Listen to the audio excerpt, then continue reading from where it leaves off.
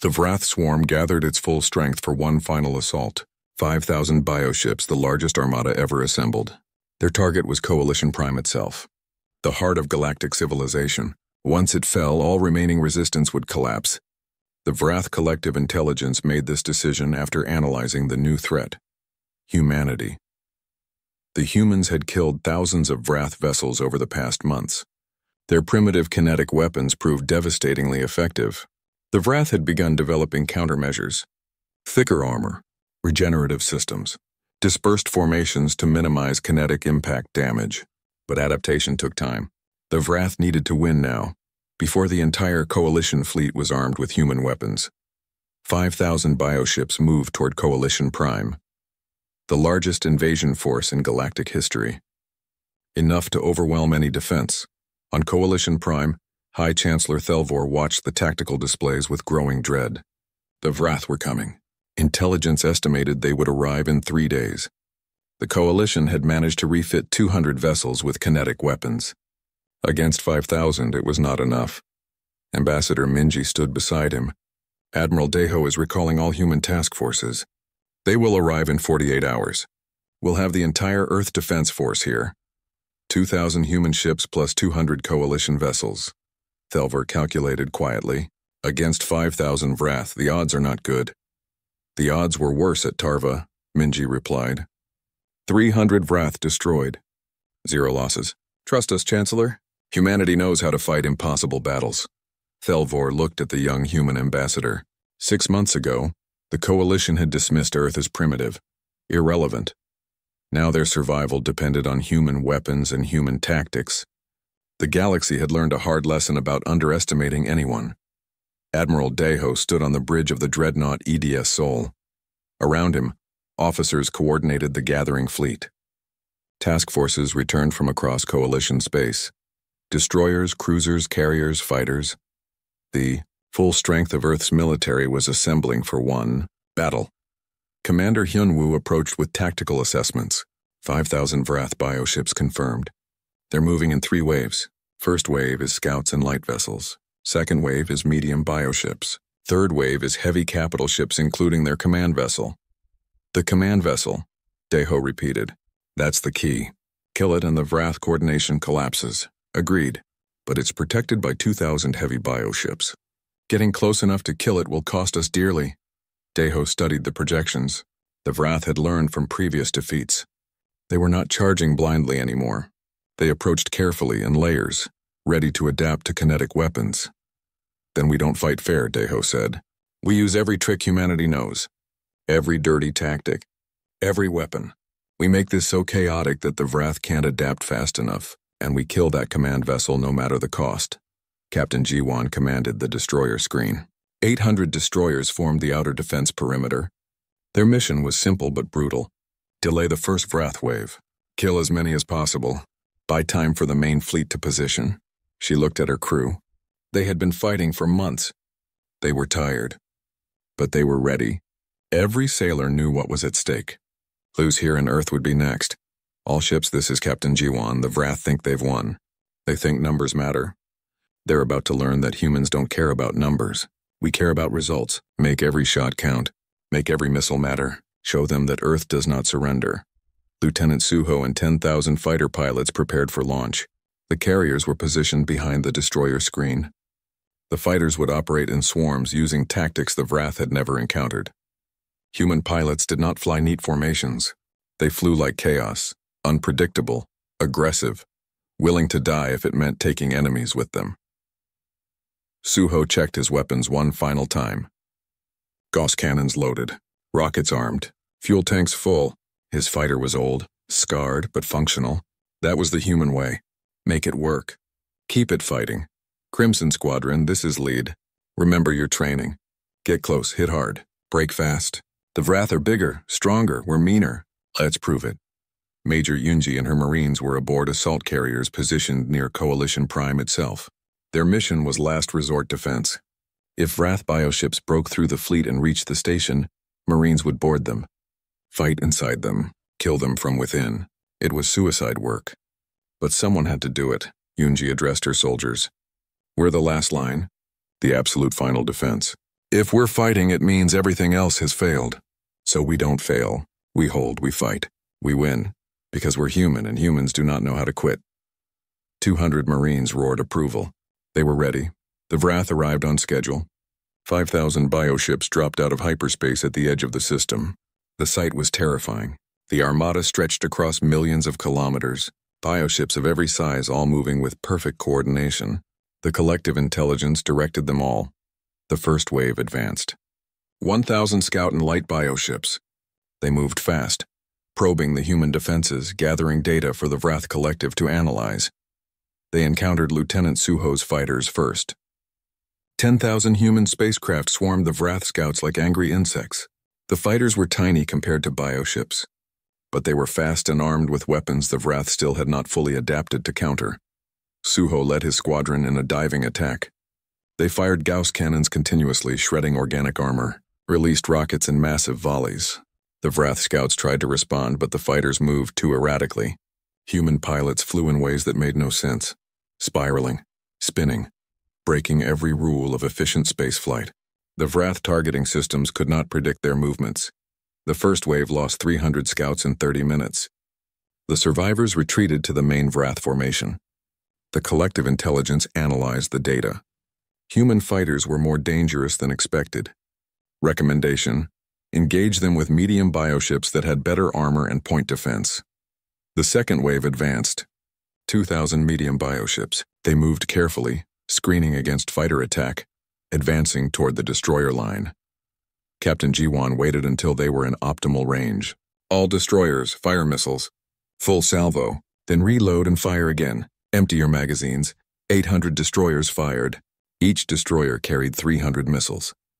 240,000 missiles launched simultaneously. The largest missile barrage in military history. The sky filled with chemical propulsion trails. The Wrath attempted to intercept. Their point defense systems fired continuously. They destroyed thousands of missiles. But not enough. Not nearly enough. 100,000 missiles reached their targets. The explosions were beautiful and terrible. Medium bioships exploded, broke apart, burned. The Wrath second wave lost 800 vessels in 5 minutes. The survivors pressed forward. They reached the destroyer line and engaged at close range. Jiwan's destroyer took hits. Wrath-cutting beams sliced through her hull. Damage reports flooded in, but she kept firing. Railguns roared. The destroyers traded blows with bioships 10 times their size. It was brutal, vicious. Exactly the kind of fight humanity excelled at. The destroyer line held for 20 minutes. Then it broke. Not from defeat, but from tactical withdrawal. The destroyers had done their job. Killed over 1,000 Wrath vessels. Now they fell back to the main fleet, drawing the Wrath into the killing zone. Admiral Deho watched the Wrath advance into the trap. The third wave was moving forward. 2,000 heavy bioships, including the command vessel. This was it. The decisive moment. All dreadnoughts prepare MAC cannons. We fire on my command. Target the heavy bioships. Make every shot count. 300 dreadnoughts aimed their magnetic accelerator cannons. Each weapon could fire a 3-ton tungsten slug at 4% light speed. The Wrath had learned to brace for these weapons. They had thickened their armor, created internal shock absorption systems, but there was no real defense against relativistic kinetic energy. Fire, 600 MAC rounds streaked across space. The Wrath heavy bioships attempted evasive maneuvers. Too slow, too predictable. The tungsten penetrators hit like the hammer of an angry god. Heavy bioships exploded. Some survived the first hit, armor and redundant systems keeping them alive. They did not survive the second hit. Reload and fire, again and again, until they break. The dreadnoughts fired in rotation, a continuous stream of relativistic death. The Wrath third wave lost 500 heavy bioships in 10 minutes. But they kept advancing. The collective intelligence had calculated that losses were acceptable if they could reach Coalition Prime. They would sacrifice everything to win this battle. Commander Hyunwoo saw his opportunity. The Wrath formation had gaps now. Holes in their defensive screen. The command vessel was exposed. He made a decision that he knew was probably suicide. All ships of Strike Group Alpha, follow me. We're going for the command vessel. Flank speed. All power to engines and forward shields. Prepare for ramming speed if necessary. 20 ships broke from the main fleet. Dreadnoughts, heavy cruisers. They charged directly at the Wrath command vessel. Every Vrath bioship in range turned to intercept. Cutting beams lashed out. Strike Group Alpha took horrific damage. News of the Tarva system victory spread through the galaxy at light speed. Across Coalition space, species that had accepted defeat suddenly felt something they had not felt in months. Hope. On Coalition Prime, High Chancellor Thelvor called an emergency council meeting. The chamber that had been filled with despair 3 weeks ago now buzzed with energy. "Is it true?" demanded the Diluvian representative. "Did one human fleet really destroy 300 Vrath bioships without losing a single vessel?" Ambassador Minji stood at the center of the chamber. She tried not to smile. "The human fleet lost 23 ships in the engagement.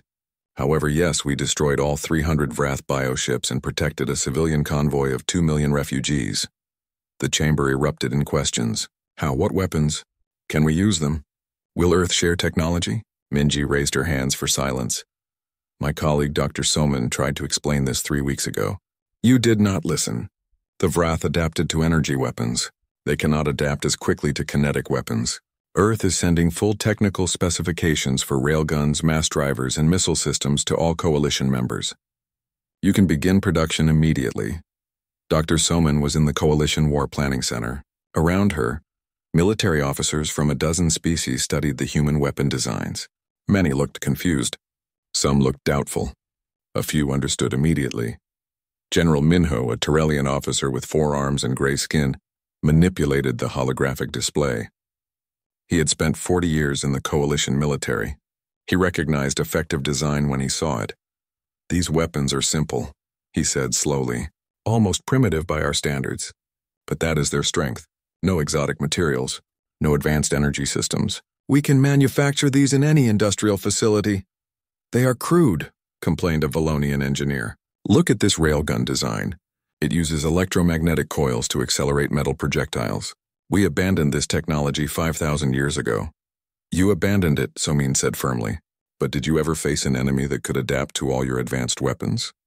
The Vrath evolved to fight energy-based warfare. They have no defense against accelerated mass. Minho studied the missile specifications. These guided missiles use chemical propulsion and conventional explosives. By our standards, they should be ineffective. But the battle data shows they destroyed dozens of Vrath bioships. Because the Vrath were not prepared for them, Soman explained. Their sensors are optimized to detect energy weapons. Chemical propulsion has a much lower signature. The missiles got close before the Vrath realized they were threats. A Krentian admiral leaned forward. "How long to retool our factories for kinetic weapon production?" 2 weeks, Somin replied. "Maybe less if you prioritize it. The technology is straightforward. Earth has provided complete manufacturing specifications." Minho looked at the other officers. "Then we start immediately. Every ship, every station, every facility that can produce weapons begins building railguns and missile systems. The Vrath think they have won. We are about to prove them wrong." Far from Coalition Prime, the war continued. Admiral Deho had split his fleet into task groups. Each group operated independently, hunting Vrath formations throughout Coalition space. The strategy was simple: find them, kill them, move to the next target. Give the Vrath no time to adapt or regroup. Captain Jiwan commanded Task Force 7, a wolf pack of 20 destroyers. They specialized in hit-and-run attacks against Vrath supply lines. The Vrath did not have supply lines in the traditional sense, but they did have resource-gathering operations. Bioships that harvested materials from destroyed worlds to build more Vrath vessels. Jiwan's destroyers dropped out of hyperspace near a mining operation.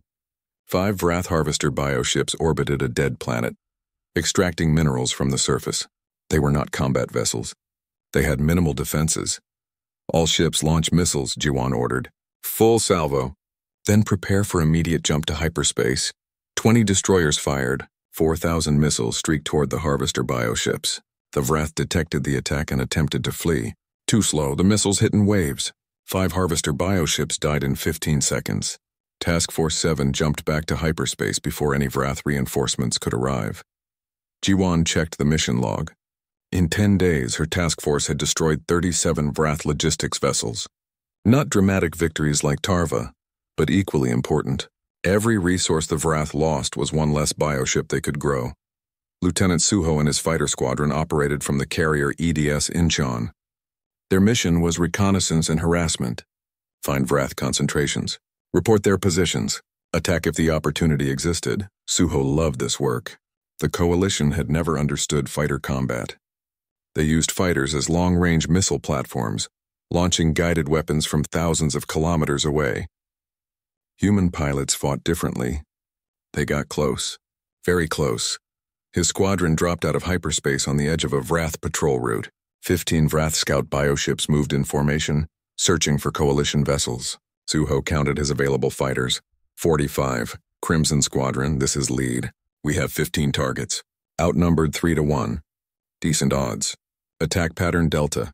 Hit them fast, break fast, regroup if needed. The fighters accelerated toward the Vrath scouts. At 5 kilometers, Suho armed his Gauss cannons.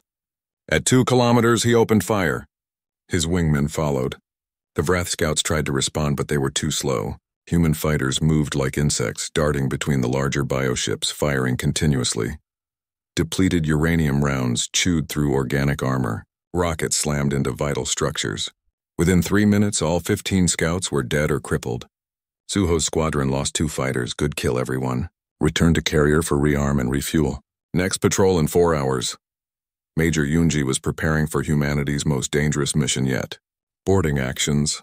The Vrath bioships were living creatures. Coalition forces had never attempted to board them. The idea was considered insane. But insane was a human specialty.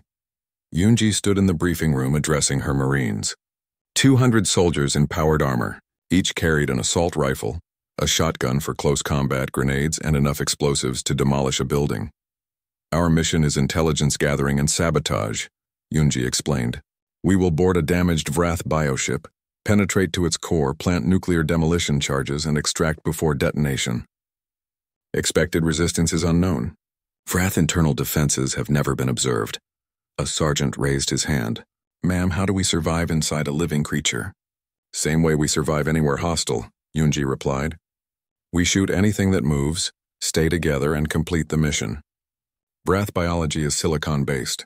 They can't regenerate as fast as carbon-based life. Shoot them enough and they stay dead. The mission launched 6 hours later. Captain Jiwan's destroyers had crippled a Vrath medium bioship. The creature was alive but immobile. Perfect target. 20 breaching pods launched from the carrier, each carrying 10 Marines. The pods hit the bioship's hull and burned through with plasma cutters. Marines poured into the organic corridors. The interior of the bioship was like nothing Earth soldiers had seen. Walls pulsed. Fluids dripped from ceiling membranes. The smell was overwhelming even through helmet filters. Move forward, Yunji commanded. Stay alert. Use motion sensors. They advanced through passages that seemed designed by nightmare. Then the Vrath internal defenses activated. Tendrils erupted from walls. Organic constructs that moved like spiders attacked from the darkness. The Marines opened fire. Assault rifles roared. Shotguns boomed. The Vrath defenders died quickly. Kinetic weapons shredded their silicon bodies. Yunji's team reached what appeared to be a central chamber. A massive organic structure pulsed at the center. A brain, or something like it. She placed the nuclear charge carefully, set the timer for 30 minutes, and signaled withdrawal. The extraction was harder than the insertion. More Vrath defenders appeared. The Marines fought their way back to the breaching points, carrying 2 wounded. They reached the pods with 5 minutes to spare. All teams, this is Alpha Leader. We are clear. Detonate on my mark. The nuclear charge exploded deep inside the Vrath bioship. The creature convulsed and died, but more importantly, the Marines had extracted samples. Tissue, technology fragments, data crystals that might contain information about Vrath command structures. Back on the carrier, Yunji reviewed the mission data. 2 Marines wounded, 0 killed. 1 Vrath bioship destroyed. Valuable intelligence gathered. Success. She sent her report to Admiral Deho with a simple conclusion. Boarding Vrath bioships was dangerous but possible. Recommend expanded operations.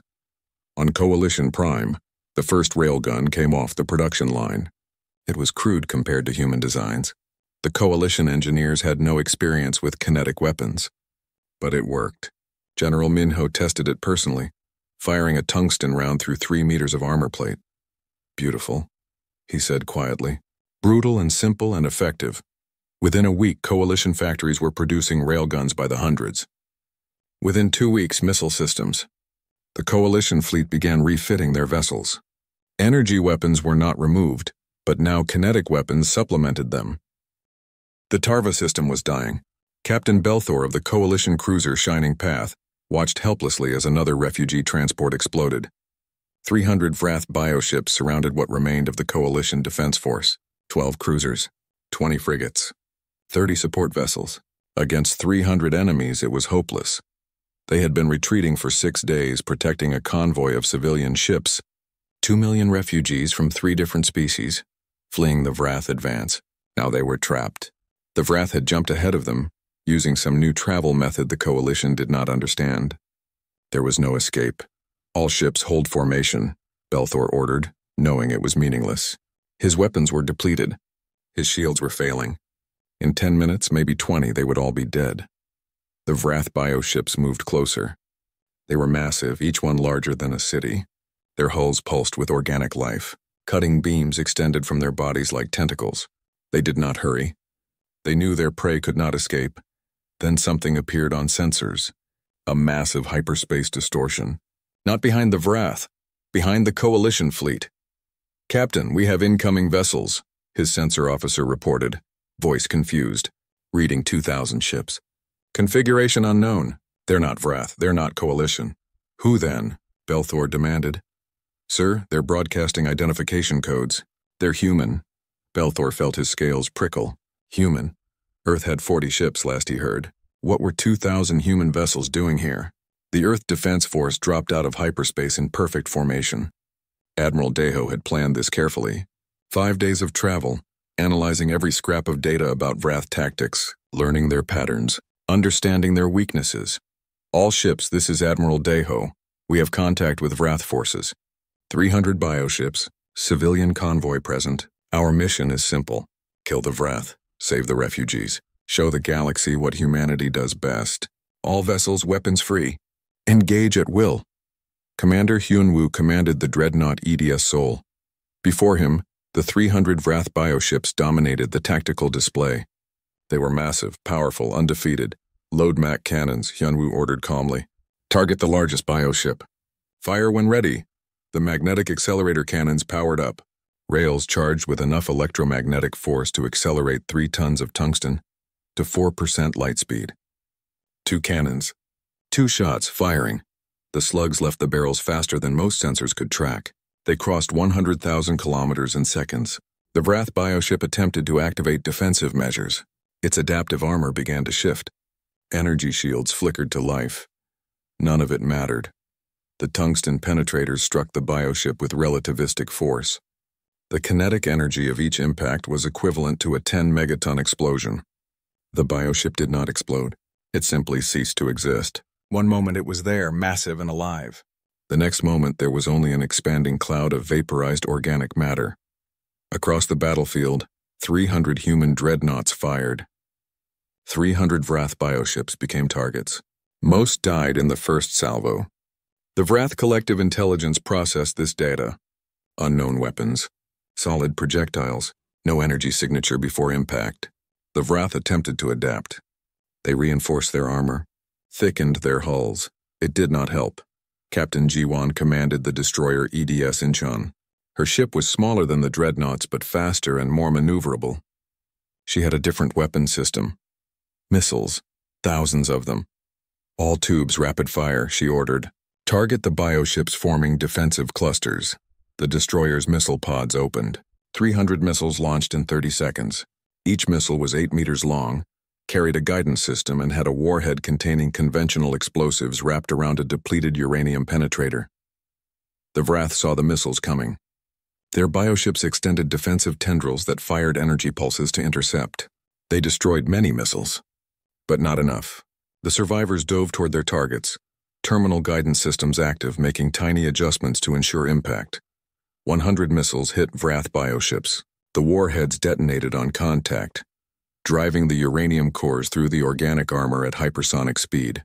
The penetrators punched completely through the bioships, creating massive exit wounds. Secondary explosions rippled through the Vrath vessels as internal systems failed. "Reload and fire again." Ji-won commanded. Her crew worked smoothly. They had trained for this. Another salvo launched. Then another. The destroyer was pouring firepower into the enemy at a rate no coalition ship could match. Lieutenant Suho led Crimson Squadron in their attack run. 60 fighters, small and fast. The coalition would have held back, engaged at range with energy weapons. Suho led his squadron straight at the Vrath line. Stay tight. Follow my lead. When I break, you break. They accelerated toward a cluster of Vrath bioships. The enemy tracked them but seemed confused. The fighters carried no energy weapon signatures. The Vrath intelligence determined they were scouts.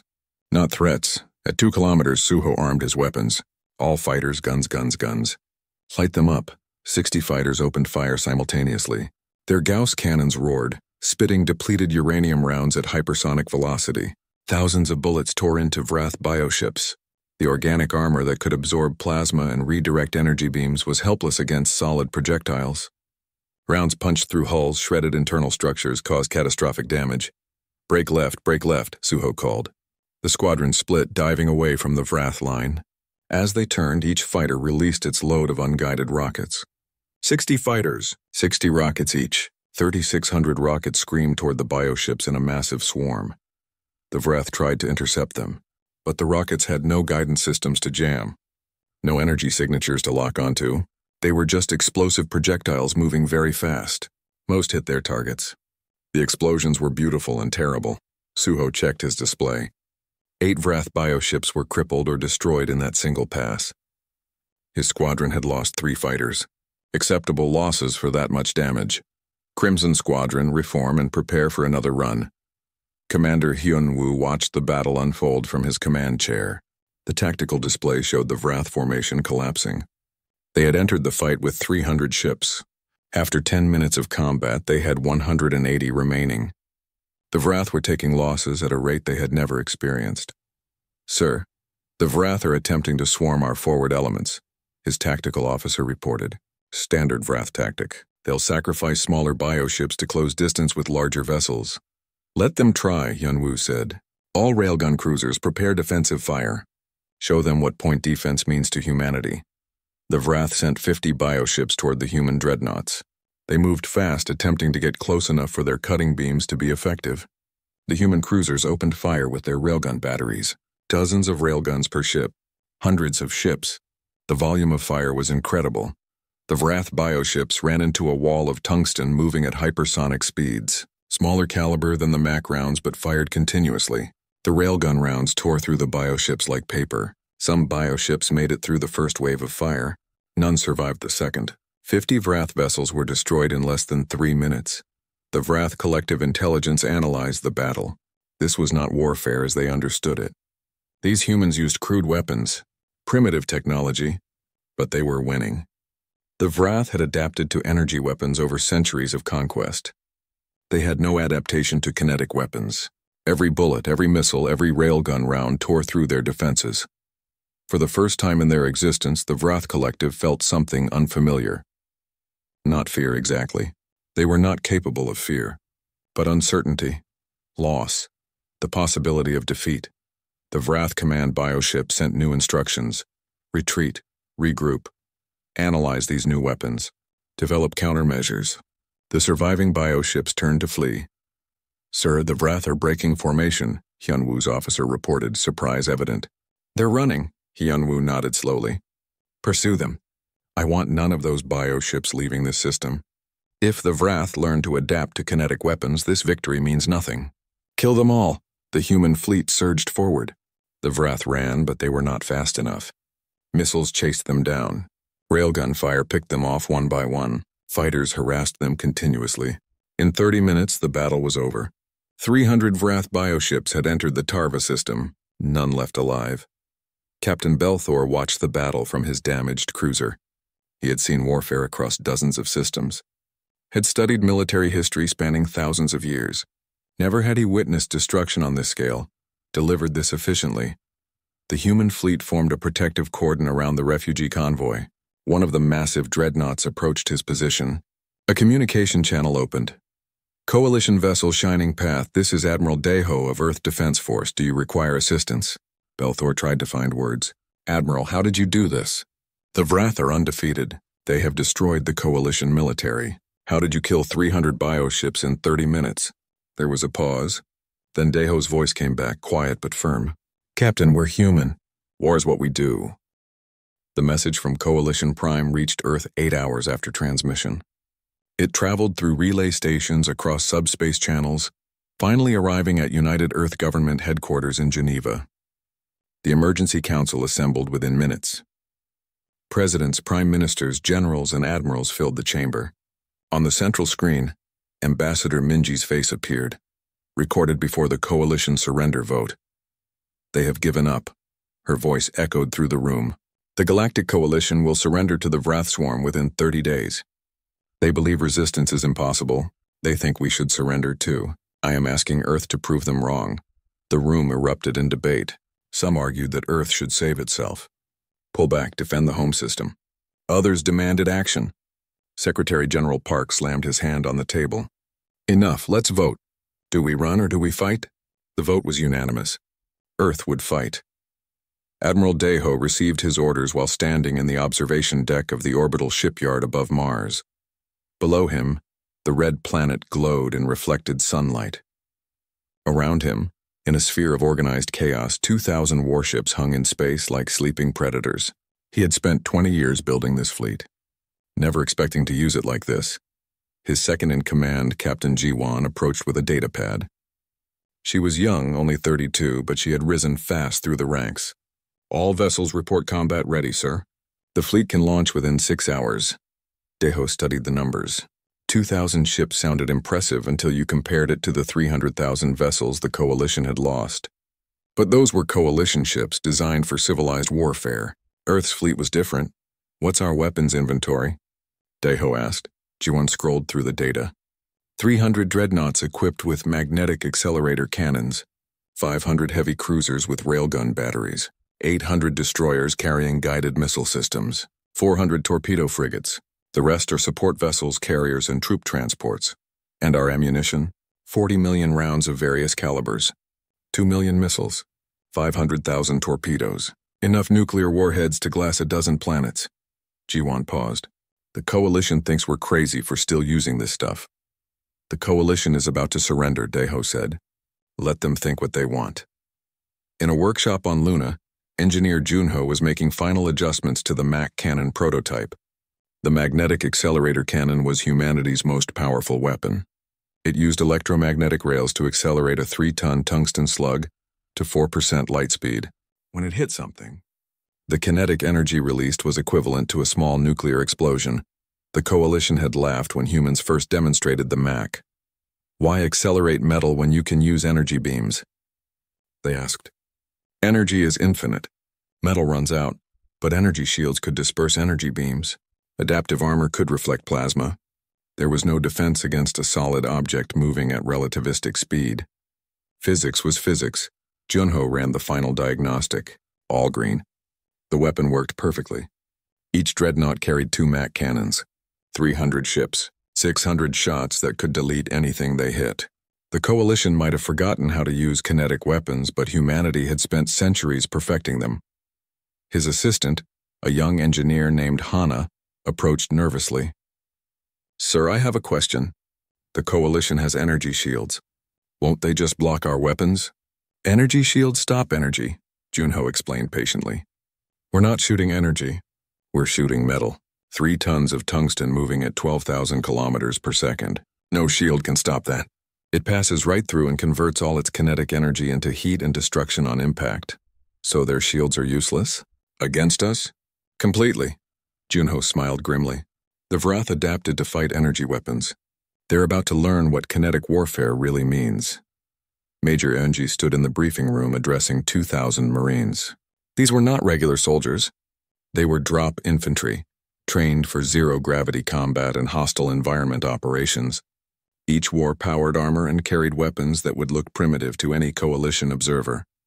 Assault rifles, shotguns, grenade launchers, explosives. Listen up, Yunji barked. Her voice carried authority earned through 10 years of combat.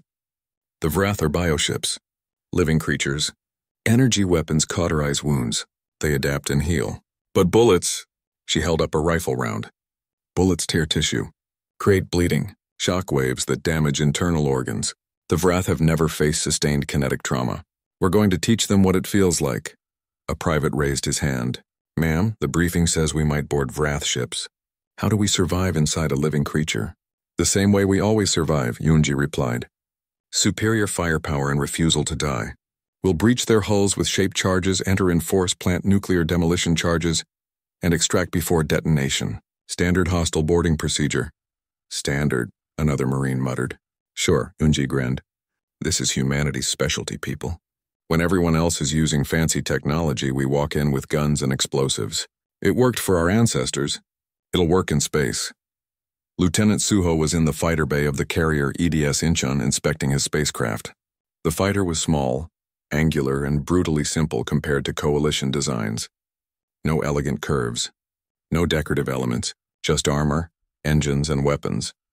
His fighter carried 4 Gauss cannons that fired depleted uranium rounds at hypersonic speeds. Additionally, it had 60 unguided rockets in wing-mounted pods. The Coalition used guided energy missiles that could track targets across thousands of kilometers. Suho's rockets were dumb. They went straight. But they were fast, hard to detect, and carried high-explosive warheads. His wingman, Lieutenant Ara, dropped down from her own fighter. Think this'll work? Fighting bioships with bullets? The Coalition fights clean, Suho said. Energy weapons, shields, long-range beam exchanges. The Vrath adapted to all of it. We don't fight clean. We get close, unload everything, and break away before they know what hit them.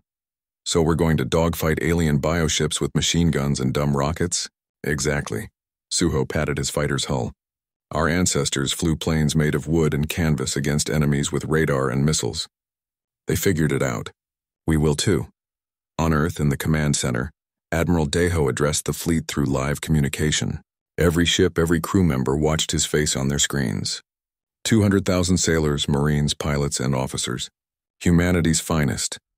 6 hours ago, the Galactic Coalition voted to surrender. Deho began. His voice was calm but hard. They face an enemy they cannot defeat with their weapons. An enemy that adapts to every advanced technology they throw at it. The Coalition has the most sophisticated military in the galaxy, and they have lost. He paused, letting that sink in. We are not sophisticated. Our ships are crude. Our weapons are primitive. The elder races look at us like we're children playing with toys. But we are not children. We are the species that conquered our planet through ice ages and world wars. We are the descendants of people who looked at impossible odds and said, not today. On every ship, crews stood straighter, listened harder. The Vrath think they've won. They've analyzed our technology and dismissed us as irrelevant. They are making a mistake.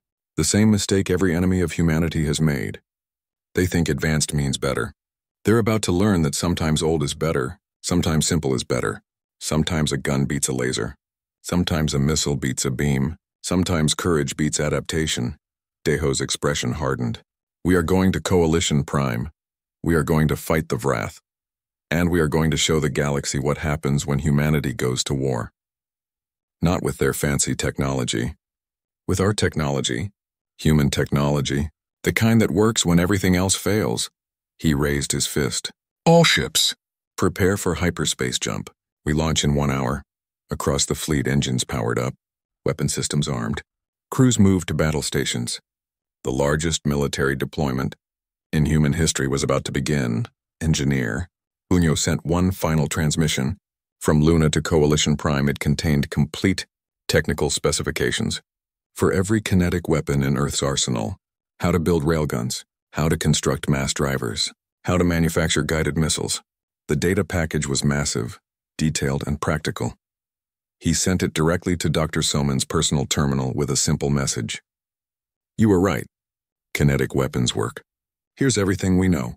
Maybe someone will listen now. The Earth Defense Force activated their hyperspace drives. The drives were slower than Coalition technology. It would take Earth's fleet 5 days to reach Coalition Prime. The Coalition could make the same journey in 2 days. But Earth's drives were reliable, proven, built by humans who understood that simple and functional beat complicated and elegant. 2,000 warships vanished from Earth's space in flashes of distorted light. The largest warfleet humanity had ever assembled was heading toward the galactic core, toward certain battle, toward impossible odds. The Vrath would learn something today, something the Coalition had forgotten in their thousands of years of civilization, something humanity had never forgotten. War was not about technology. War was about will, and humanity's will had never been broken. The Great Hall of Coalition Prime fell silent as another star system disappeared from the holographic map. High Chancellor Thelvor watched his feathers droop with each lost world. Around the circular chamber, representatives from 47 species sat in their designated seats. Some wept, others stared at nothing. Fear filled the air like poison. Ambassador Minji stood near the back of the hall. She was human, young by galactic standards. Earth had joined the Galactic Coalition only 15 years ago. Most species still considered humans primitive. They had crude ships, simple weapons. Nothing impressive compared to the elder races who had traveled the stars for thousands of years. On the holographic display, red markers spread like disease. The Vrath swarm was consuming everything. They were not like other species. The Vrath did not negotiate. They did not take prisoners. They simply destroyed and absorbed. Their ships were alive, grown from silicon and strange metals. They adapted to every weapon the Coalition used. Plasma cannons that once melted enemy hulls now barely scratched Vrath armor. Energy shields that protected entire fleets were useless against Vrath-cutting beams. "The outer rim is gone," announced General Cortex, a reptilian being who commanded the Coalition defense forces. His voice carried no hope. 300 ships destroyed in 4 hours. The Vrath are moving toward the core worlds now. At their current speed, they will reach Coalition Prime in 30 days. Panic erupted in the chamber. Representatives shouted in dozens of languages. Some demanded immediate evacuation. Others called for surrender. Thelvor raised his wing arms for silence. It took several minutes before the noise died down. "We must face reality," Thelvor said slowly. Each word seemed to pain him. "Our strongest weapons have failed. Our best warriors are dead. We have one choice remaining. We must negotiate terms of surrender with the Vrath." Minji stepped forward. "High Chancellor Earth wishes to speak." Several representatives made sounds of dismissal. A few laughed bitterly. Thelvor looked at Minji with tired eyes. "Ambassador, your people are brave. But Earth has 40 ships, 40. The Vrath have destroyed thousands of our vessels. What can humanity possibly offer now?" "Resistance," Minji said firmly. "We offer resistance. Earth will not surrender."